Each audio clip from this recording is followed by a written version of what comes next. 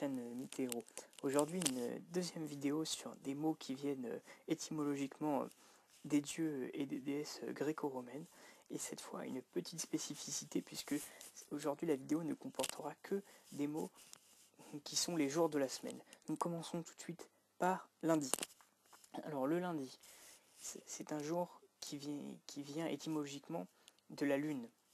Donc le lundi était un jour consacré à la lune, en latin dies lunae.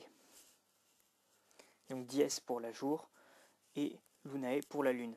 On retrouve bien ça en français, lundi, lun qui lune, la lune, et di pour dies, le jour.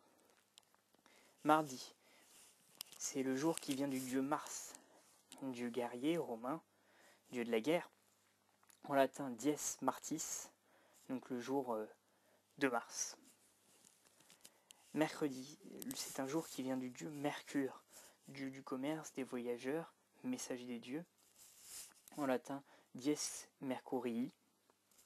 Jeudi, c'est un jour qui vient du dieu Jupiter, donc le roi des dieux, dieu des cieux.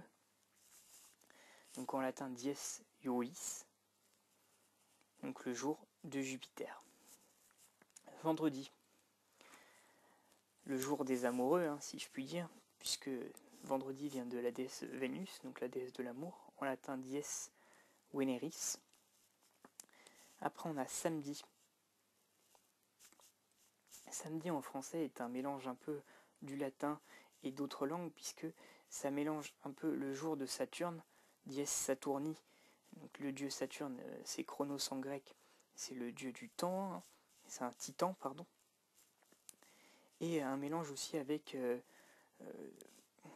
des religions chrétiennes, puisqu'il est appelé en certaines langues, par exemple l'espagnol sabado, qui est très proche de Shabbat, le jour sacré chez les juifs.